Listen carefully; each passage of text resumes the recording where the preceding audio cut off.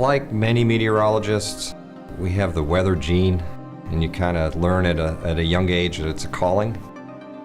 And it's very common for us to pursue meteorology in that manner.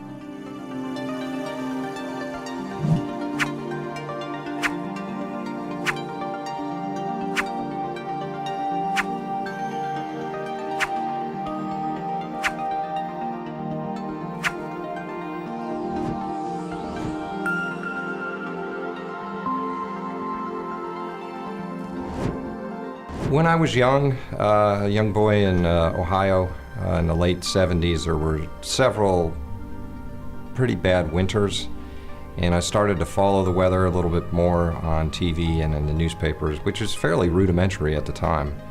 But that really kind of led to my calling and realizing, hey, I'm very interested in this, I want to learn more. You know, and when I say learn, get educated and get that technical background and pursue it.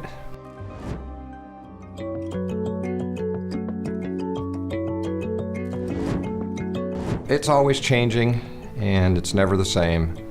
And the one thing that I've really enjoyed is every once in a while the weather takes over everybody's lives, no matter what, and whether you want to or not. And that's pretty powerful. Most of the time, not so much, but every once in a while, weather becomes king and dominant, and the weather man, weather person becomes the main player in the circumstances. So that's very exciting.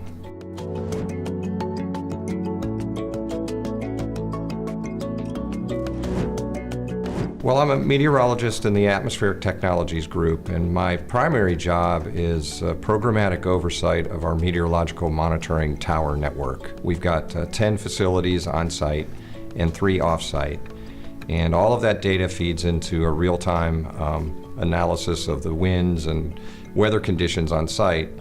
That also feeds into our emergency response modeling. And these are regulatory-driven activities, typical of any nuclear facility.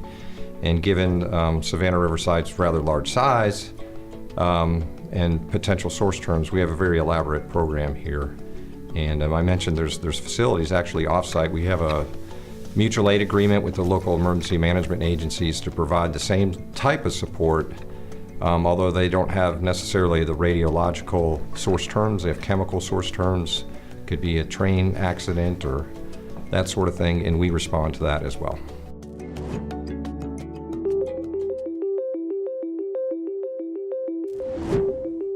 Several years ago, Bill Hines of the Nondestructive Examination Group in SRNL and I worked together on developing a patent to examine buried anchor rods that hold up our meteorological towers. Before, the industry standard was to dig these things up and look at them visually, which is expensive, it's inherently damaging, and it also is a bad idea because it's reducing the staying integrity of those rods to hold the structure up. So we came up with a technique to examine these rods with ultrasonic technology, which is non-invasive, and this has actually been patented and licensed.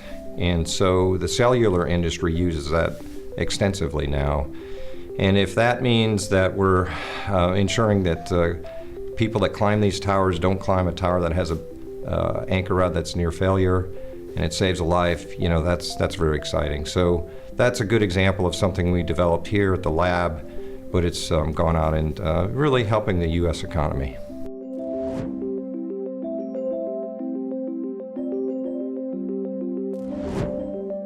I think a couple different things have really been good for me. Number one, the people that I've worked with have been very supportive and very talented and a lot of fun to work with. So the people probably has been the biggest draw for me to keep me here.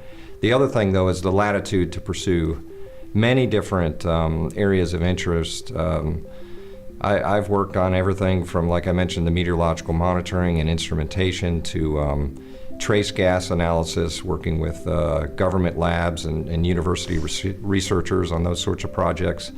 Right now I'm looking at working with some of the utilities in the Southeast as solar energy becomes more prevalent on their grids and how to handle that from a meteorological forecasting perspective. And then the other thing is my volunteer work with the American Meteorological Society, which has really taken off, and I've had a lot of accomplishments.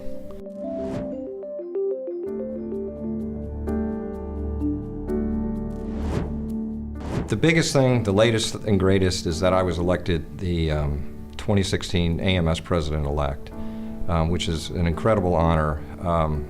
Not only am I the first one from SRNL, I'm the first from the state of South Carolina, I'm the first from the DOE complex, I'm the first from NC State, where I graduated. A lot of people are excited about this, and so it's great to carry that banner. We've got 13,000 members. We kind of have what we call the weather, water, and climate enterprise. We interact a lot between the government, academic, and commercial sectors. And that's, one thing about our industry that's very exciting. We have a huge impact on the economy. Anywhere from severe storms, snowstorms, hurricanes, even forecasts of good weather help. Trucking and transportation industries, and almost everything is affected by the weather. And so to be able to lead that industry is really exciting for me personally, but I really appreciate all the support I've gotten from here at the lab and the Department of Energy for this high honor.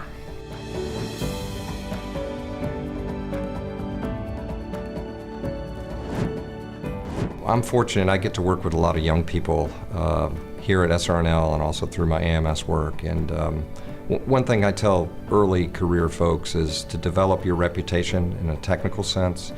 You get one reputation, so be attentive to it.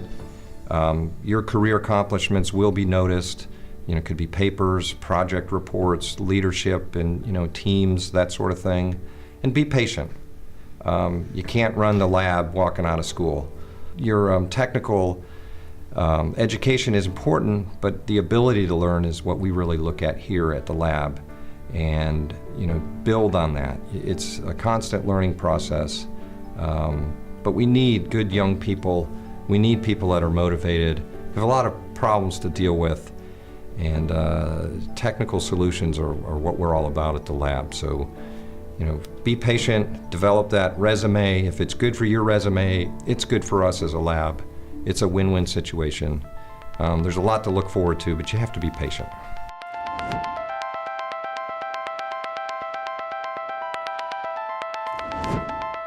When I think about the future of SRNL, you can't help but look backwards, and we have a very proud history. We've done a lot of great work, but when I think about the future, the world is changing. For example, there's so much more data. Technology is changing, so whatever we do in the future is not going to look like what we did in the past. And I think the sorts of technological challenges we'll face are going to be more demanding, more difficult. And I think the political scrutiny is going to be even more challenging. So I think we need to think big as a lab, think transformative, and be attentive to the world as it changes, that we need to change with it. And I think to be successful, that's going to have to be a core value.